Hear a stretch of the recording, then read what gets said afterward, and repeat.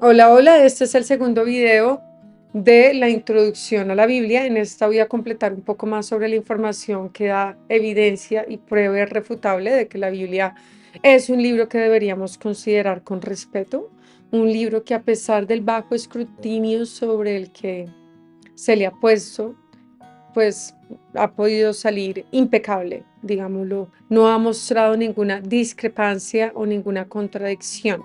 Es usada por arqueólogos, por lingüistas, es usada por historiadores, incluso historiadores que no tienen ninguna afiliación religiosa. Entonces, bueno, la otra particularidad de la Biblia es la manera en cómo el libro nació. Entonces tenemos a 40 personas de diferentes épocas, de diferente contexto y de diferentes lugares, sin relación entre sí. Tenemos recolectores de impuestos, reyes, pastores, pescadores, profetas, y todos ellos escriben sobre un solo Dios, una sola historia, un bloque que no tiene interrupciones. Entonces, si todos tuviesen la costumbre en el pasado de escribir sus versiones locas y de sus historias que no tendrían ningún fundamento, pues tendríamos 100, 200 Biblias. Cada uno hubiese escrito una, sin embargo tenemos una.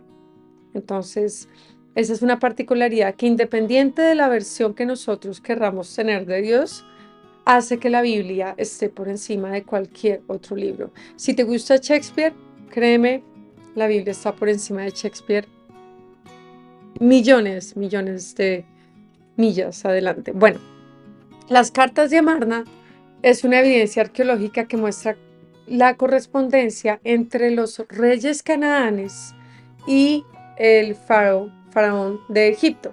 En ellas cuentan cómo los israelitas están ganando todas las batallas, la de Jericó, la de Sale, bueno, todas esas batallas que tú lees en Jueces y en Reyes, las cartas de Amarna, que son unas piedras en las que está con lenguaje cuneiforme, cómo los hebreos están abriendo espacio en toda esa zona de Mesopotamia, en toda esa zona del norte de Jerusalén, Jerusalén mismo, a través del Jordán. Y en estas cartas vemos cómo le piden a los egipcios ayuda. Estos hebreos o abirus, como los llamaban en esa época, se están ganando todas las batallas. En estas cartas de Amarna, son alrededor de 350 cartas, están todas las batallas que están en el Antiguo Testamento a la entrada de la tierra prometida. Todas. Eh, no solamente eso, sino que por cronología, es decir, por los tiempos mencionados en los que pasaron los eventos y por la locación de las ciudades, nos damos cuenta que la veracidad de esas cartas son muy, muy buenas. Bueno, entonces, de nuevo, sin excusa, cuando alguien diga no hay prueba arqueológica de la Biblia, en realidad no es así. La evidencia es sobrecogedora, tanto que hay algo llamado arqueología bíblica, en la que está la Biblia como referencia para encontrar lugares y ciudades perdidas. Y funciona. ¿Ok? Entonces también tenemos, como decía, la hermenéutica, todas estas carreras de gente muy inteligente, como nosotros, por supuesto, pero que estudian y que dedican su vida a encontrar inconsistencias en el libro de que es la Biblia, y sin embargo, pues ha estado por muchos años, ¿no? Bueno, tiene más de 67,000 enlaces, o sea, esto es brutal. Cuando nos damos cuenta que en un cuento, por más bueno que sea, por más bueno el escritor que sea, nos damos cuenta que el escritor comete errores, ¿no? La Biblia no tiene. La Biblia no tiene correcciones gramaticales, la Biblia no tiene correcciones semánticas, la Biblia es perfecta. ¿Que la escribió el humano? Es de cuestionar, ya que nos damos cuenta en nuestra vida diaria que el hombre comete muchos errores, incluso el de los mejores escritores va a necesitar un editor que le apunte sus errores. Estos libros, pues no, los libros de la Biblia no tienen esos problemas. Entonces, bueno, la sabiduría del libro es otra razón por la que deberíamos considerar este libro tan maravilloso. y solamente una en el mundo que habla de un solo Dios, lo que Platón y luego los neoplatistas en el siglo cuarto después de Cristo vendrían a confirmar con un peso filosófico innegable.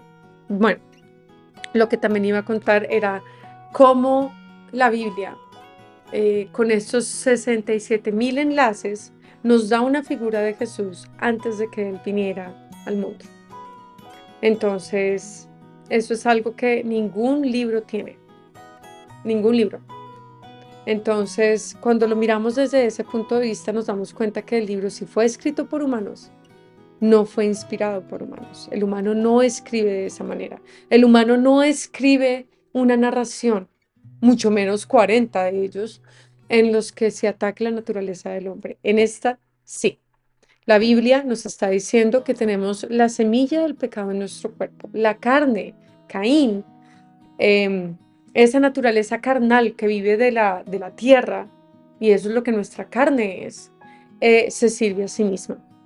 Nosotros, no es que los niños sean pecadores, es que tienen el potencial, tienen una inclinación a pecar. Nadie nos enseña a ser malos, es lo que naturalmente nos lleva a hacer cosas. Somos malos por naturaleza, nos podemos portar bien, podemos ser muy buenos, pero tenemos intrínseca en nuestra naturaleza la maldad. Entonces, por ejemplo, la semilla de la lujuria es obviamente un deseo sexual natural en el hombre. Lo mismo, tener hambre será después, si se deja cosechar de manera prolongada, pues tendremos lo que es gula. Tenemos lo que es querer protección y tener ese espacio en la naturaleza en el que nos podamos desarrollar. Ese sentido de propiedad, si no lo controlamos, se va a convertir después en avaricia, en ambición. Entonces, como podemos ver, el hombre tiene intrínseco en sí mismo la semilla del pecado. No quiere decir que todos lo desarrollemos, pero la tenemos. Entonces, lo otro que quería comentar era cómo, por ejemplo, la atmósfera en el siglo XVII, si no estoy mal, encontró un científico danés cómo tiene peso. La atmósfera tiene peso.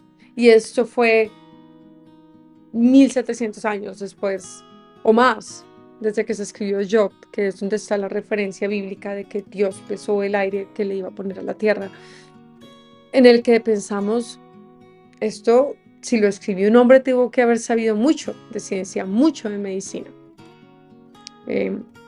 Como decía, normalmente el hombre todo lo que escribe es para darse honra. Eso lo vemos en el humanismo. El hombre es bueno, el hombre es bueno, el hombre es bueno, somos los mejores. Eso es lo que escribe el hombre.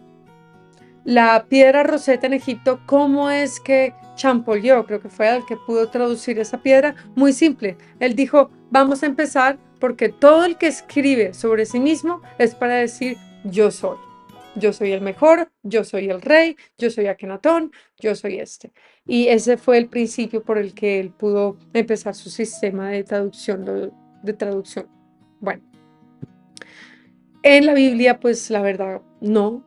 Si estos 40 hombres de diferente contexto, lugar y tiempo escribieron una historia en la que el hombre no se da gloria, sino en el que el hombre se baja de nivel para darle honor a Dios, entonces pues nos parece raro, parece ser que la historia está por encima de ellos. Es una historia que su autor está por encima. Entonces, bueno, tenemos un Dios que quiere bendecirnos, pero nosotros nos seguimos maldiciendo, comportándonos de una manera contraria, casi como enemigos de Dios. Entonces, cuando pensemos en que por qué Dios me está diciendo que si no le hago caso me voy al infierno. No, Él no te está diciendo, ven a mí o te vas al infierno. Él te está diciendo, así por donde vas, ya estás haciendo fila para el infierno. Ven para que yo te pueda salvar. La carne, como Dios le dijo a Caín, va a merodear toda la vida en la tierra. Pero el espíritu, como dijo Jesús en la cruz, te encomiendo mi espíritu. El espíritu es de Dios. Esta carne está hecha para morir porque está recibiendo su sustento no de la gloria de Dios, sino de la naturaleza carnal. Y en este estado nunca va a complacer a Dios, como Caín nunca pudo complacerlo. Entonces, bueno, que tengan una hermosa mañana. Si tienen alguna pregunta, yo feliz de contestarla. Recuerden los avances médicos de la Biblia. No comer cerdo en su momento era porque tenía un parásito que eventualmente la medicina vino a comprobar que podría producir la muerte. La cuarentena la empezó la Biblia. Entonces, bueno, por muchas de esas razones, termino mis 2 videos sobre por qué la Biblia es diferente a todos los demás libros. De pronto haré alguna referencia en alguno de los otros. Y lo que empezaré ya después será hablar más de las historias bíblicas y cómo su historicidad es una cosa y su realidad simbólica para nuestra vida es otra. Que tengan muy buena tarde.